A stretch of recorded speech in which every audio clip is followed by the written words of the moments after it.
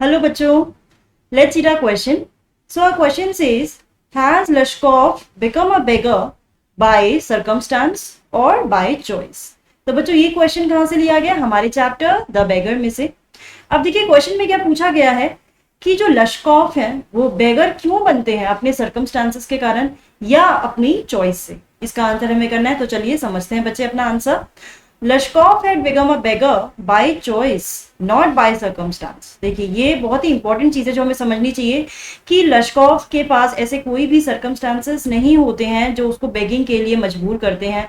Rather वो खुद अपनी एक बहुत ही अच्छी जॉब से निकाले जाते हैं, क्योंकि उनकी जो ड्रिंकिंग हैबिट्स है वो इतनी ज्यादा हो जाती है कि उसे उन जॉब पे नहीं रखा जा सकता। यानी कि उनके सर्कमस्टांसेस तो उन्हें क्या दे रहे थे, एक अच्छी जॉब दे रहे थे, लेकिन उन्होंने क्या किया, बाय चॉइस ड्रिंकिंग को ही चूज किया, जिसके कारण उन्हें उनकी जॉब से निकाला जाता था।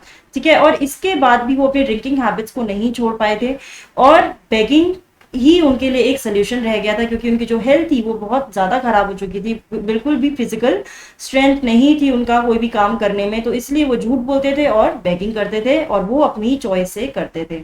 तो चलिए समझते हैं हम क्या लिख सकते हैं। Lushkoff had become a beggar by choice not by circumstance.